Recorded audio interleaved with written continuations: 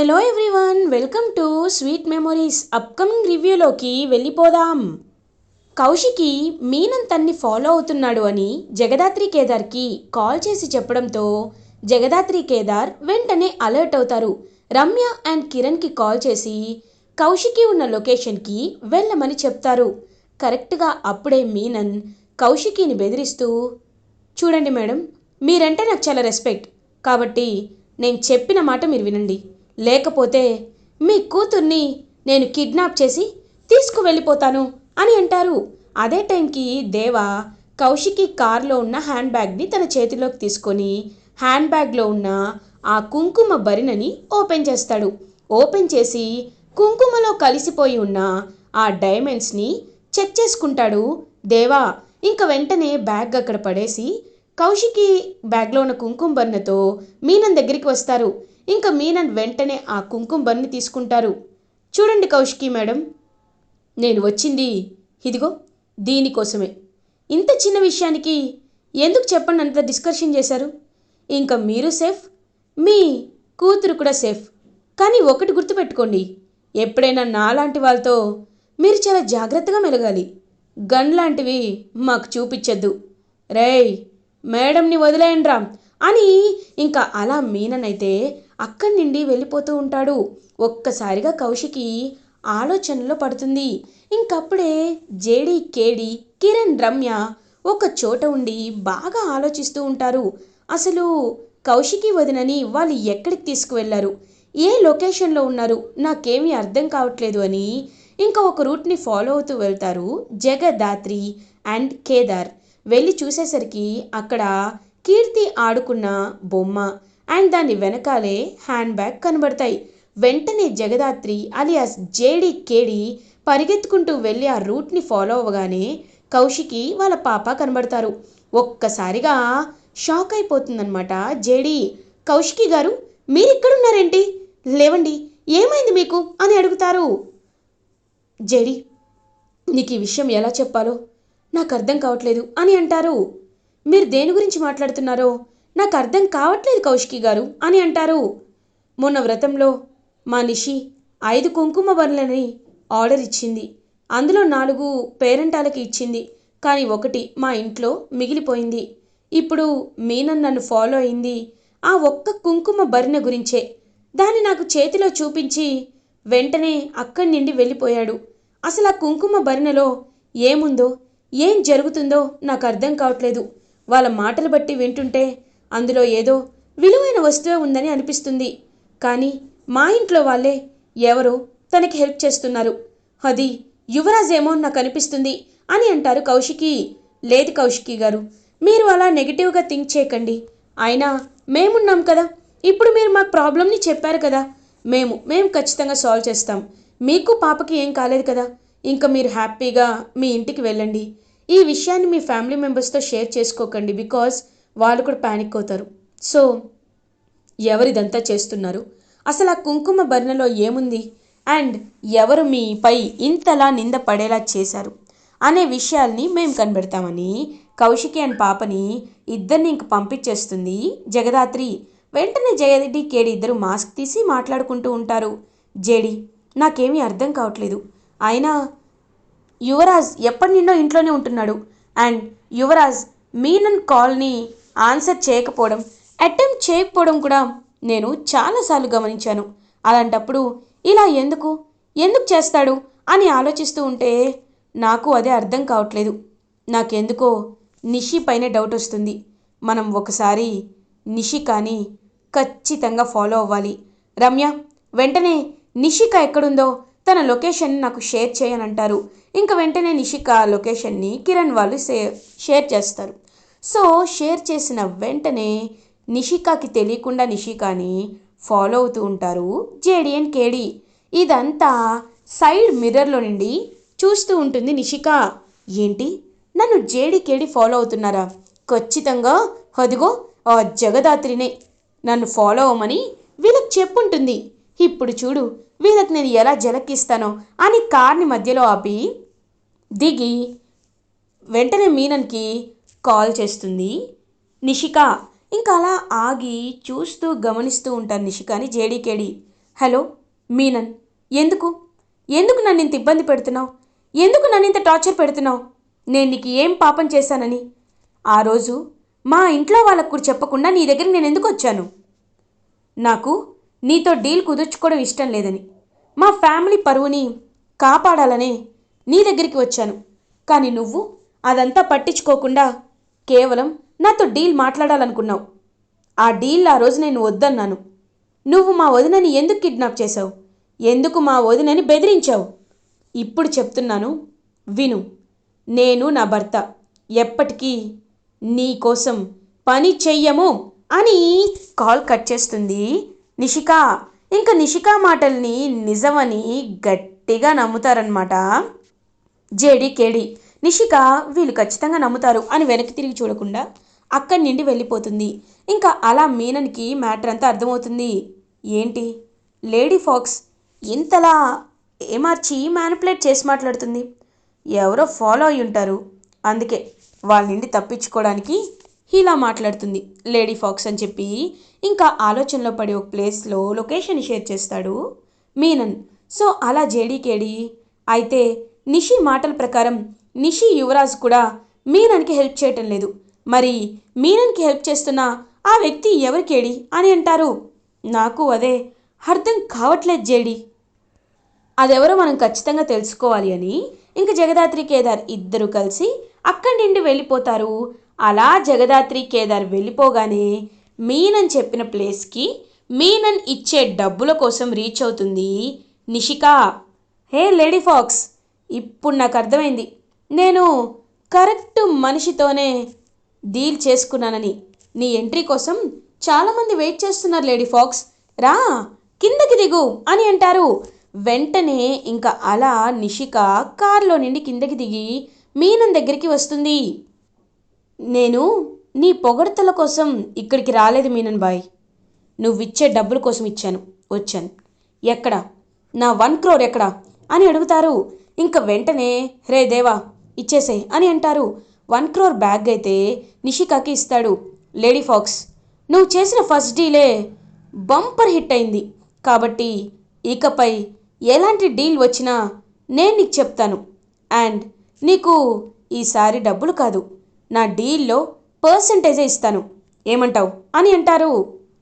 నువ్వు చెప్పిన పని చేయడానికి నేను రెడీ అయ్యానని ఆ రోజే చెప్పాను కదా బాయ్.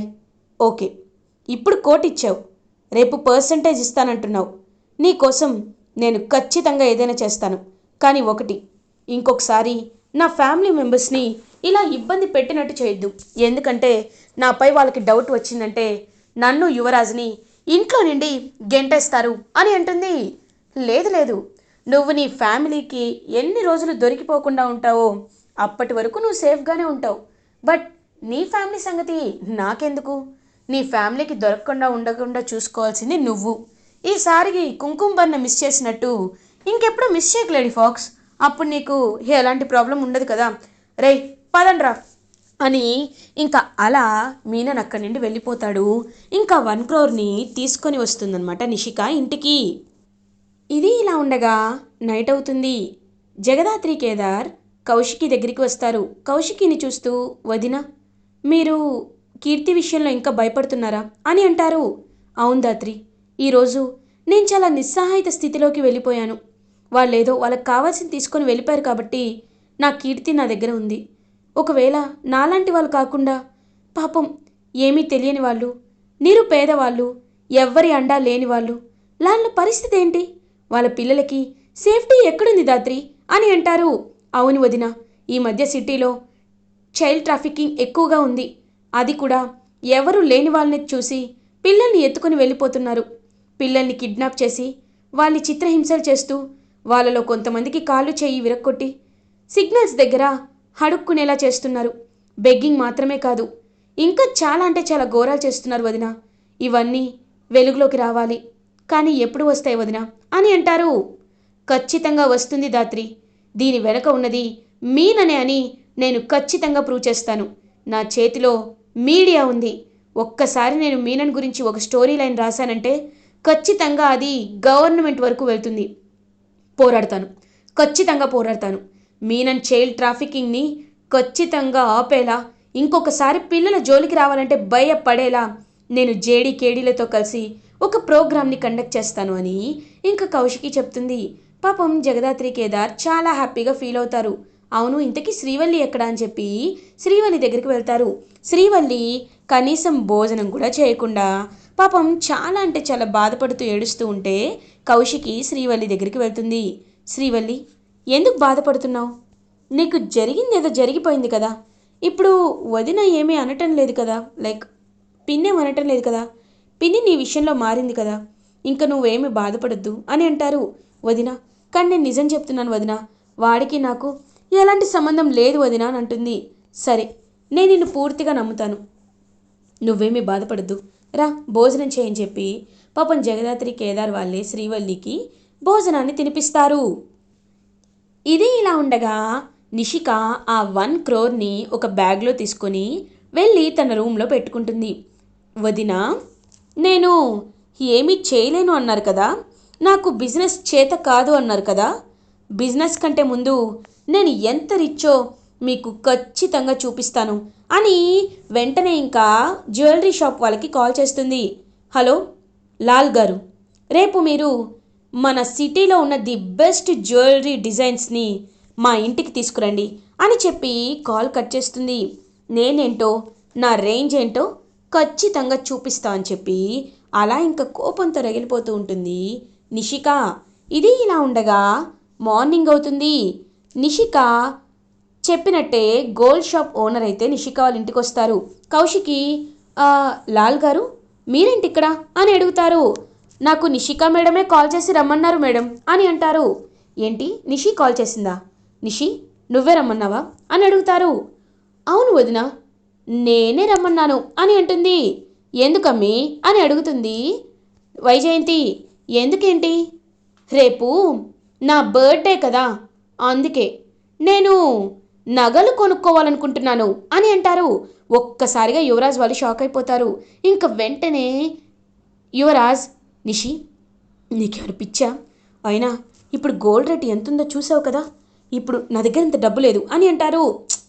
ఏంటి యువరాజ్, ఇంకా ఎందుకు భయపడుతున్నావు? నువ్వేమీ భయపడాల్సిన అవసరం లేదు, డబ్బులన్నీ నేనే ఇస్తాను. చూడు యువరాజ్, నీకోసం మంచి చైన్ బ్రేస్లెట్ తీసుకుంటాను, నాకు నువ్వు నెక్లెస్ని సెలెక్ట్ చెయ్యి. కౌశికి వదిన, ఆ రోజు మీరు ఏమన్నారు? నేను కష్టపడి సంపాదించలేను, నాకు చేత కాదు, మీ దగ్గరే నేను ఉండాలి, మీ కాళ్ళ దగ్గరే పడుండాలి అన్నట్టు మీరు ఏదో మాట్లాడారు కదా మేడం. ఇప్పుడు నేనంటే ఏంటో మీకు ఖచ్చితంగా చూపిస్తాను అని కౌశికి కోసం ఒక కాస్ట్లీ, వీటిలో ఏది కాస్ట్లీ ఉందో ఆ నెక్లెస్ని తీసి కౌశికికి ఇస్తూ, ఇదిగోండి ఈ నెక్లెస్ని నేను కొనుక్కుంటున్నాను, మీ దయా దాక్షిణ్యాలు లేకుండా కొనుక్కుంటున్నాను అని అంటుంది. ఇంకా జగదాత్రి కేదార్ వాళ్ళైతే షాక్లో ఉండిపోతారు. దాత్రి, నిషికి ఇంత మనీ ఎక్కడి నుండి వచ్చింది అని అంటారు. నాకు అదే అర్థం కావట్లేదు అని ఆలోచిస్తుంటే యువరాజ్, నిషి నీకు ఇంత డబ్బు ఎక్కడిది, ఎలా వచ్చింది చెప్పు అని అడుగుతారు. ఎలా వచ్చింది అంటే బిజినెస్ చేశాను వచ్చింది అని అంటారు. బిజినెస్సా? ఏం బిజినెస్ అని అడుగుతారు. అదే ఆ రోజు నన్ను కిడ్నాప్ చేసినట్టు యాక్ట్ చేశారు కదా ఫ్రెండ్స్, వాళ్ళు యుఎస్ నుండి వచ్చారు కదా, వాళ్ళు నన్ను సర్ప్రైజ్ చేస్తానని నాతో ఒక బిజినెస్ డీల్ గురించి మాట్లాడారు. నాకు చిన్ననాటి ఫ్రెండ్స్ కదా, మేమందరం కలిసి ఒక బిజినెస్ స్టార్ట్ చేశాం.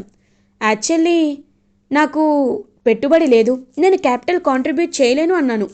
కానీ పర్లేదు, మేమున్నాం కదా, లాభాల వరకు నువ్వు తీసుకో, తర్వాత బిజినెస్ అంతా మెయింటైన్ చేసి మాకు నువ్వు అప్పచెప్పు అని నన్ను వదిలేశారు. సో నేను హ్యాపీగా ఉన్నాను అని అంటుంది. ఇంకా వెంటనే షాక్ అవుతారనమాట వీళ్ళైతే జగదాత్రి కేదార్ వాళ్ళు.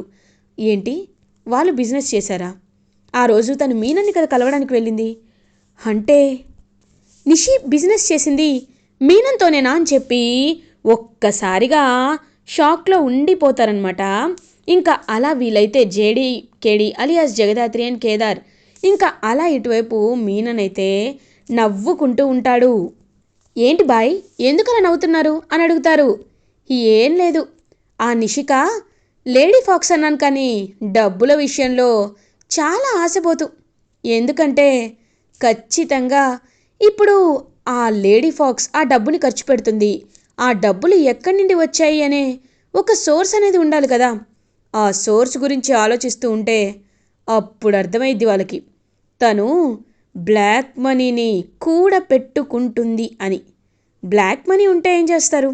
పోలీసులు కస్టడీలోకి తీసుకుంటారు కదా. నాకు కావాల్సింది అదే.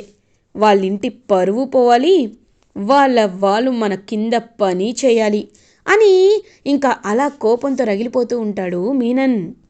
ఇంకా అప్పుడే కౌశికి కూడా నిషిక వైపు చూస్తూ ఉంటే నిషిక ఒక బ్యాగ్ తీసుకొచ్చి ఇస్తుంది. ఇంకా వెంటనే కౌశికి ఆ బ్యాగ్ని చూడగానే ఒక్కసారిగా మీనన్ వాళ్ళు తన్ని కిడ్నాప్ చేసినప్పుడు ఎలాంటి బ్యాగ్ అయితే ఉండేదో అదే బ్యాగ్ని చూస్తుంది. ఒక్కసారిగా షాక్ అవుతుంది. నిషి, నిజం చెప్పు, నువ్వు ఆ మీనంతో చేతులు కలిపావు కదా అని అంటారు. ఒక్కసారిగా షాక్ అయిపోతుంది నిషిక. ఏం మాట్లాడుతున్నారు వదిన మీరు? నేనెందుకు వాళ్ళతో చేతులు కలుపుతాను అని అంటుంది. ఇంకా వెంటనే యువరాజ్ నిషిక దగ్గరికి వచ్చి నిషిక చెంప పగల కొడతాడు. నిజం చెప్పు నిషి, ఎందుకంటే నిన్ను చూస్తుంటే నాకు ఏదో తేడాగా ఉంది. నాపై ఒట్టేసి చెప్పు, నిజం చెప్పు, నువ్వు నిజంగా మీనన్ కోసం చేస్తున్నావా అని అడుగుతారు. ఇంక వెంటనే అలా షాక్లో ఉండిపోతుందన్నమాట నిషిక. ఏందమ్మీ, భర్తపై ఒట్టేసి అబద్ధం చెప్పకూడదు, అబద్ధం కాదు నిజం చెప్పు అనేసరికి అవును, నేను తన కోసమే పని చేస్తున్నాను అని చెప్పేసరికి ఒక్కసారిగా అందరూ అలా షాక్లో ఉండిపోతారు. అలా నిషిక మీనన్ దగ్గర పనిచేస్తుందనే పెద్ద నిజాన్ని తెలుసుకొని నిషికాని తన చేత్తో అరెస్ట్ చేయిస్తారు కౌశికి. ఇంకా నిషికాకి తగిన గుణపాఠం జరిగింది అని యువరాజ్ చాలా హ్యాపీగా ఫీల్ అవుతుంటే జేడీకేడి నిషిక అరెస్ట్ని అలా చూస్తూ ఉండిపోతారు. ఇలా ఎపిసోడ్ ఎండ్ అవుతుంది. ఫర్దర్ ఎపిసోడ్ రివ్యూస్ ముందుగా మీకు కావాలి అనుకుంటే మా ఛానల్ని సబ్స్క్రైబ్ చేసుకోండి. Thanks for watching.